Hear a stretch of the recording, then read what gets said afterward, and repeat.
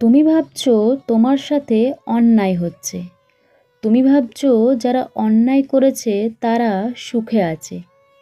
না, কর্ম কখনো কাউকে ক্ষমা করে না। সঠিক সময়ে প্রতিটি কর্মের ফল ঠিক মানুষের দরজায় এসে কড়া নাড়ে। কারণ সমস্ত খেলা শুধুই কর্মের, আর সেই খেলার বিচারক স্বয়ং শ্রীকৃষ্ণ। শ্রীমদ্ভগবদ্গীতায় কর্ম সম্পর্কে ভগবান শ্রীকৃষ্ণ বলেছেন, হে অর্জুন, কর্ম কখনো কাউকে ক্ষমা করে না। তুমি যদি সৎকর্ম করো তার ফল তুমি পাবেই, আর যদি অসৎকর্ম করো তার ফলও অবশ্যম্ভাবী। কর্মের এই নিয়ম বিশ্ব ব্রহ্মাণ্ডের অবিচল সত্য। গীতায় স্পষ্ট বলা হয়েছে, যেমন কর্ম তেমন ফল। তুমি যদি আগুনে হাত দাও, আগুন কি ভাববে তুমি ইচ্ছাকৃত করেছ? আগুন তো পোড়াবেই। তেমনি কর্ম কখনো তোমার উদ্দেশ্য দেখে না, দেখে তোমার কাজ। কর্মের শৃঙ্খল খুবই শক্ত। ভালো কর্ম করলে ভালো ফল আসবেই, আর খারাপ কর্ম করলে দুঃখ তোমার জীবনে আসবেই। ভগবান বলছেন, কর্ম থেকে মুক্তির একমাত্র পথ হলো কর্মফলের প্রতি মোহ ছেড়ে দিয়ে ন্যায় পথে নির্লিপ্তভাবে কর্ম করে যাও। বন্ধুরা, চলুন তাহলে আপনাদের কর্মের ফল নিয়ে প্রাচীনকালের এক গল্প বলি।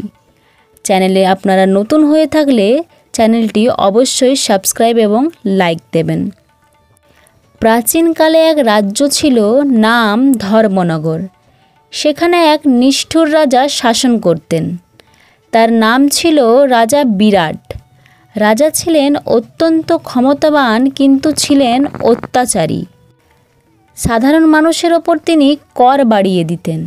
কেউ প্রতিবাদ করলে কঠোর শাস্তি দিতেন। একদিন এক বৃদ্ধ কৃষক রাজ্যসভায় এসে বললেন, মহারাজ, আপনার করের চাপে আমার পরিবার না খেয়ে মরবে, একটু দয়া করুন। রাজা রেগে গিয়ে বললেন, তুই আমাকে শেখাচ্ছিস? বাইরে ফেলে দাও একে।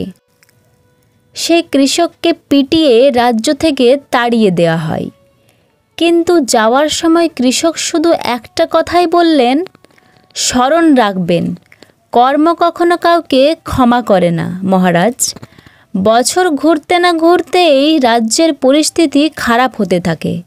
দুর্ভিক্ষ শুরু হয়, বৃষ্টি হয় না, ফসল নষ্ট হয়, প্রজারা বিদ্রোহ করতে শুরু করে। সেনারা রাজাকে রক্ষা করতে অস্বীকার করে। রাজা বিরাট সব হারিয়ে জঙ্গলে পালিয়ে যায়। একদিন ক্ষুধার্ত অবস্থায় তিনি এক দরিদ্রের ঘরে আশ্রয় চান। সেই গৃহস্বামী তাকে খাবার দেন, জল দেন। খাওয়ার পর রাজা তাকে চিনতে পারেন। এই তো সেই বৃদ্ধ কৃষক যাকে তিনি রাজ্য থেকে তাড়িয়েছিলেন। রাজা কাঁদতে কাঁদতে বলেন, ক্ষমা করুন আমাকে, আমি ভুল করেছিলাম।